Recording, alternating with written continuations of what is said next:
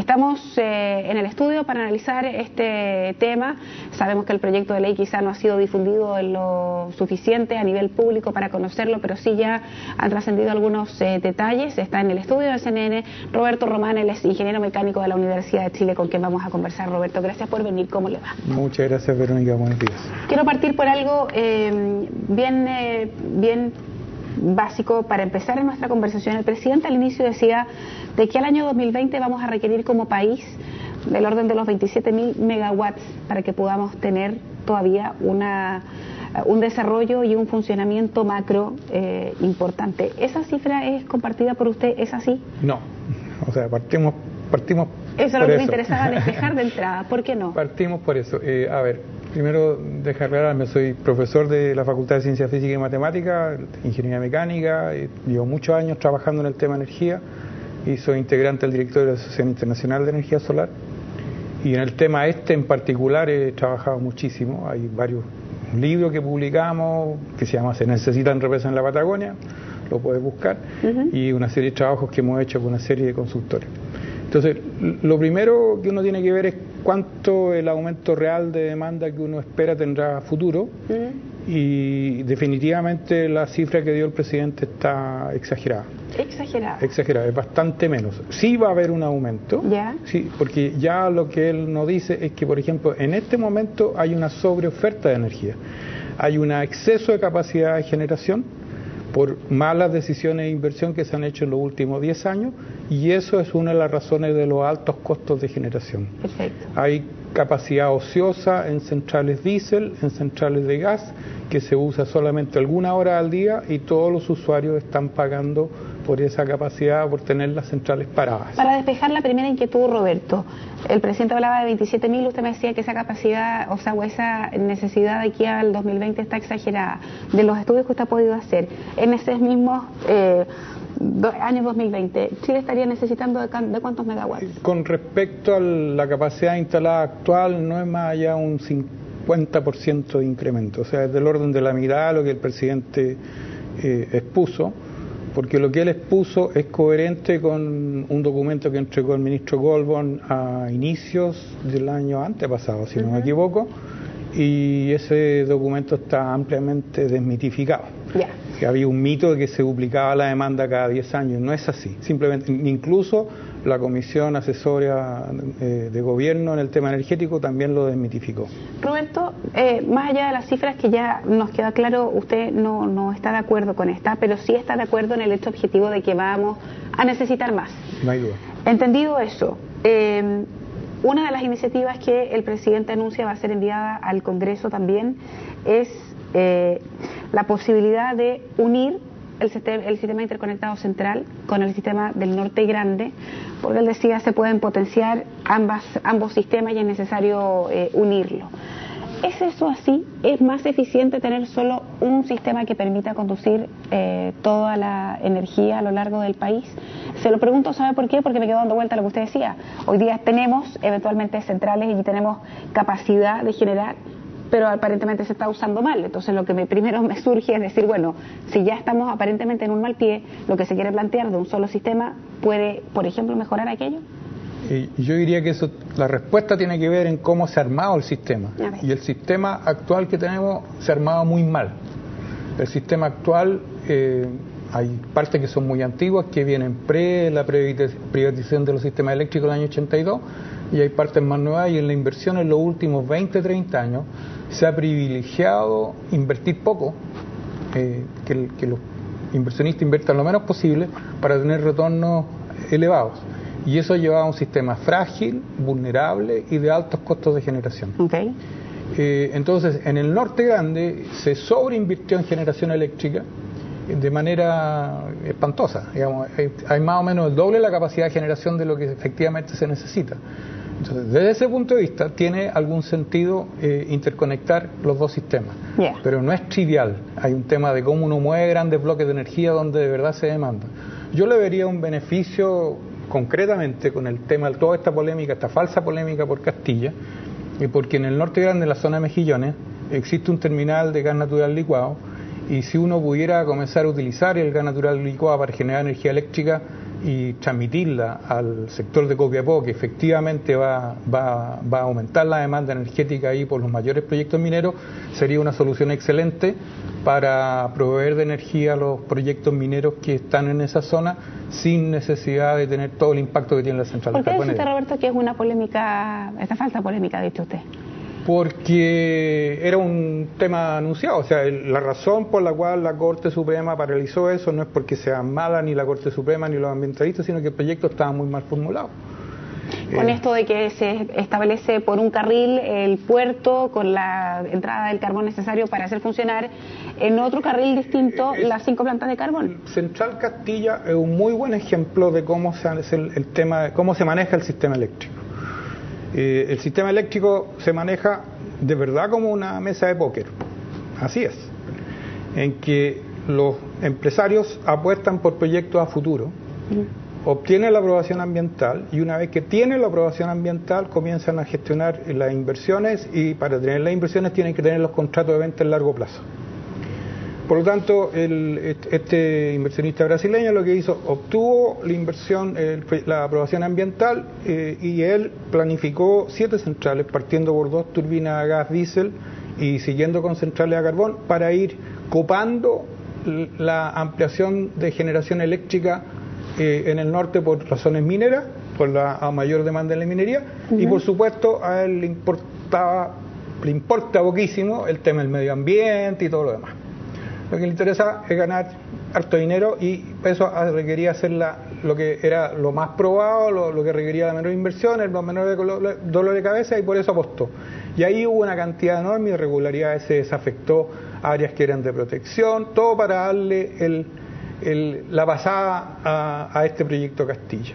Entonces me parece excelente que la comunidad haya establecido sus derechos y que la Corte, primero Antofagasta y después la Corte Suprema, ratificó eso. Una pregunta muy sencilla y que espero reflejar también la inquietud que tienen muchos televidentes hoy día sin ser expertos como usted. Dicen, bueno, en el último tiempo, por un lado tuvimos la aprobación de Hidroaicén en lo que a las represas se refiere, por otro lado, otro de los emblemáticos y el segundo en potencia más grande es Castilla, que fue rechazado por la Suprema, y con ese rechazo y otros, uno empieza a cuestionarse, bueno, ¿cómo vamos a resolver como país el problema de la demanda energética que vamos a tener en el mediano y largo plazo?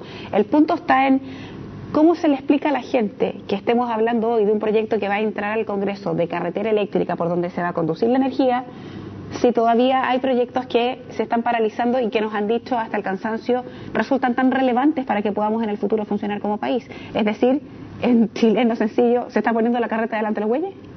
Lo que pasa es que el foco de interés está en esos 2 grandes proyectos y sin embargo existe infinidad de otros proyectos más que pueden entrar a competir y generar en condiciones mucho más ambientalmente sustentables, ¿sí? y mejores en el largo plazo para el país.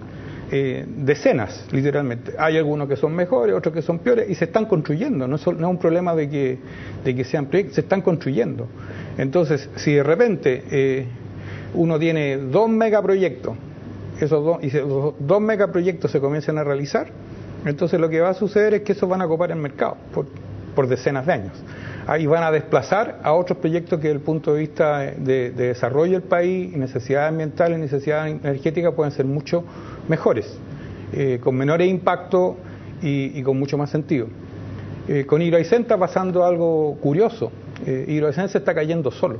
¿Por qué? Por sus costos cada día más elevados.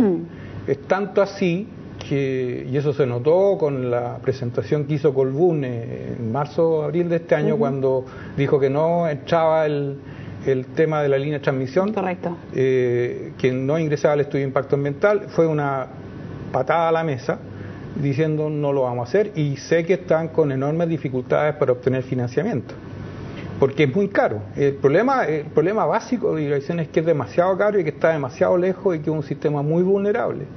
Entonces, por un lado tenemos 2 empresas que son Endesa y Colbún, que quieren convertir en dinero efectivo lo que ya han invertido en el proyecto, que no es poco, y asegurar una tajada al mercado eléctrico por muchos años, entonces venden toda una serie de figuras, pero por supuesto que a ellos les importa nada el desarrollo del país, lo que les interesa es transformar eso y generar dividendos. Ahora, Roberto, ya que tocamos el tema de Hidroaicén, ¿es este proyecto o las iniciativas que al menos ha posado el presidente, que esperamos además el ministro de Energía después pueda detallar para la comunidad, ¿no? ¿Es un traje a la medida o es realmente lo que está necesitando el país? Esta es la pregunta bien de fondo. A ver, he tenido la oportunidad de leer el proyecto, ¿sí? Bastante rápido porque lo recibí hace solo un par de días, dentro del trabajo que se está haciendo en la Comisión Ciudadana Técnico-Parlamentaria en el tema energético, que hizo una presentación al gobierno. No la mencionó el presidente, pero se entregó antes que la comisión del CADE y es mucho más. Entonces, al leerlo, es curioso porque parte hablando de energías renovables, parte hablando de eficiencia energética, parte hablando de sistemas más limpios, y después cuando uno entra en el detalle se encuentra con un traje a la medida. Si uno de que necesitamos rediseñar el sistema eléctrico nacional, no hay duda. Correcto. De que eso significa reestudiar cómo se hace la transmisión y comenzar a manejar la transmisión como sistema, no hay duda. Pero uno tiene que pensar que a lo largo de todo el país tenemos una cantidad enorme de fuentes de energía, partiendo por el techo de las casas. Hoy día en Alemania, un país en el cual el mejor lugar de Alemania tiene la radiación solar que hay en Coyhaique y en promedios como Punta Arenas, generan los alemanes más energía eléctrica en estos días de verano que todo lo que generan sus centrales nucleares. Están acercándose a generar solo por la vía fotovoltaica la cantidad de energía que nosotros estamos generando en el sistema interconectado Norte Grande. Respecto de eso, yo escuchaba a los expertos decir, efectivamente, nosotros tenemos energía eólica en una parte del país, energía solar en otra. El presidente decía, hay energía o recursos hídricos importantes que permiten generar energía en el sur. El tema que yo le escuchaba a los expertos decir, eso es factible de hacer, pero no resuelve la totalidad del problema porque no da abasto para toda la demanda energética que va a haber, primero, y segundo, los costos que eso implica de la energía solar, la hídrica, la eólica y otras, son mucho más altos que eventualmente tener estas centrales que podrían estar instaladas en distintos puntos y transmitirse a través de la carretera. ¿Usted comparte eso? Eso no es efectivo. ¿Por qué? No es efectivo porque si yo comparo los costos de Hidroaicén, incluyendo la transmisión, con los costos de energía solar, mini hidro, etcétera, solar, mini hidro, lo demás es más barato hoy día. ¿Y entonces cómo se entiende que eso no sea lo que se está potenciando en el país? Porque hay un tema de impacto económico. Incluso hay una ley que está atascada en el Parlamento, o sea, la firmó el presidente, la ley de net metering, de balance neto, que está atascada en el reglamento, que posibilita a la gente de autogenerar y pagar por la diferencia entre lo que genera y lo que consume. Y esa ley está atascada en el reglamento y permitiría a la gente partir ya en sus casas, y no digamos que una rentabilidad fantástica, pero desde Santiago al norte se pagan los sistemas hoy día en no más allá de 9 años, y en lugares como Calama, esos lugares se pagan como en 5 o 6 años. El costo del sistema uno lo paga por los menores costos que va a estar pagando por energía eléctrica. Entonces, eso se puede ya. Cuando uno ve enormes superficies de mall, por ejemplo, que tienen tremendas demandas de aire acondicionado en el día, perfectamente uno puede reducir la demanda, que está perfectamente en fase con la demanda solar, con estos sistemas integrados a red. Cuando uno sabe de que el periodo más crítico de la generación eléctrica es de los meses de enero, febrero, hasta abril, hasta que comienza la nueva lluvia, porque los embalses están en un mínimo y los ríos están en un mínimo porque ya terminaron los deshielos. Sí, que hay lluvia a partir de abril también. Y en los meses, precisamente en los meses que hay más sol. Es súper fácil hacerlo, que tenemos un sistema, en el sistema interconectado central tenemos baterías naturalmente que existen.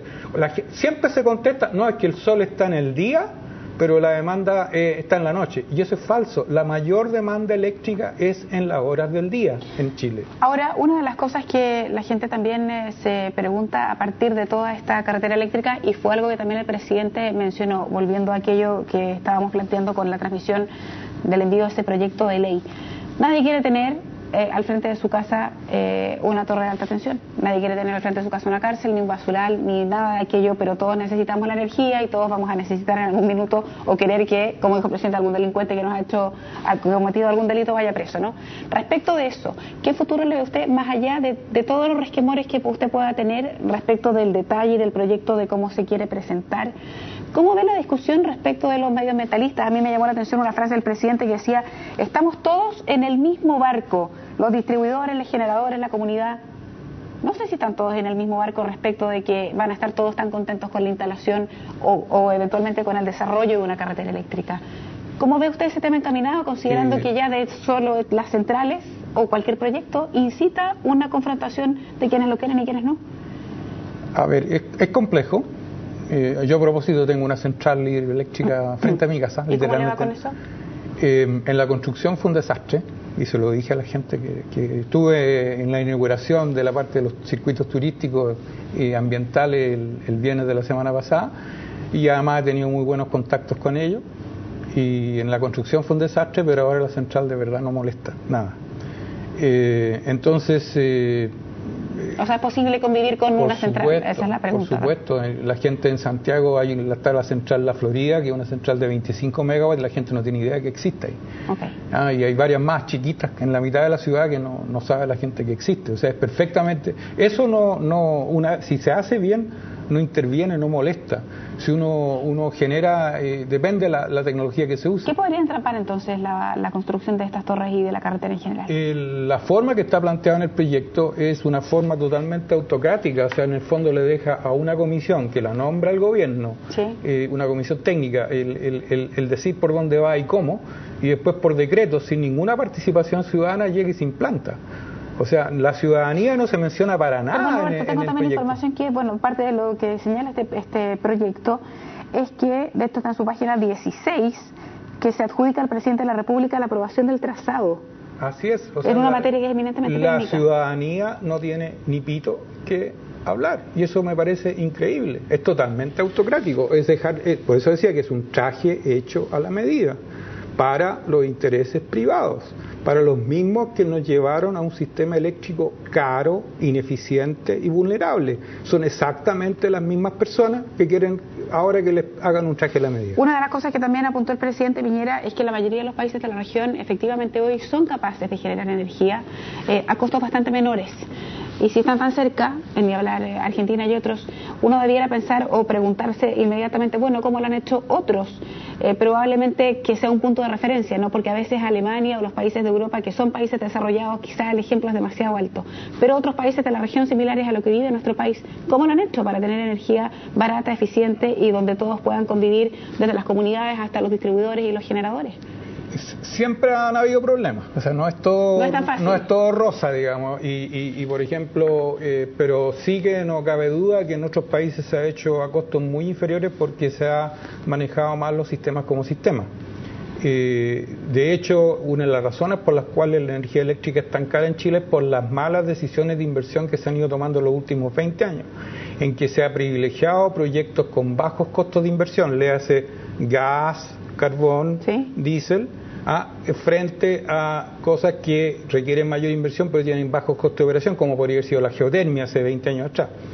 Y eso al final, como los costos de los combustibles han subido cualquier cantidad, se refleja en las cuentas de las personas. O sea, malas decisiones de los privados. No es lo mismo como cuando tú vas a una tienda. Si tú vas a una tienda y de repente en la tienda te suben demasiado los precios, tú vas a otra. Sí. Si de repente una estación de servicio sube demasiado el combustible, uno se cambia a otra. Sí. Pero uno no tiene cómo cambiarse a la empresa eléctrica. Está condenado.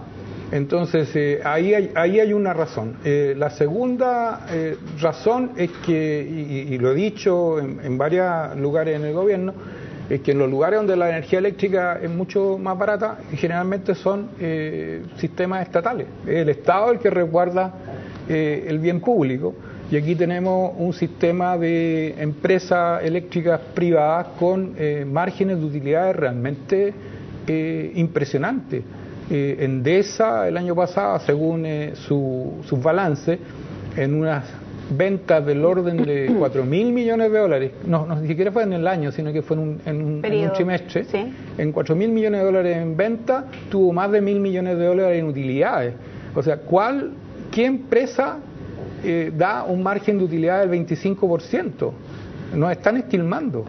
Bien, Roberto, es un tema larguísimo, nos quedaron muchas cosas todavía en el tintero y el tiempo se nos va. Le quiero agradecer mucho que haya venido al estudio a comentar con nosotros algo de lo que anunció el presidente. Lo más probable es que en el transcurso de las horas los televidentes, la ciudadanía en general se pueda ir incorporando un poco más con los detalles, pero estoy segura nos vamos a seguir encontrando. Este va a ser un tema todavía de muy largo aliento. No me cabe duda, y que los televidentes no se olviden de que de toda la energía eléctrica que se consume en Chile, no más de un 20% se usa en las casas. O sea, la fracción de consumo es exactamente al revés, como dijo el presidente. Primero está la minería, es lejos lo más grande. En segundo lugar está la industria. Luego viene el sector comercial, ciudades, etcétera, y al final está la ciudadanía. Bueno, bien, Roberto, gracias por la aclaración que nos ha dado, sus puntos de vista. Nos vamos a encontrar en un futuro muy próximo. Que le vaya muy bien. Gracias,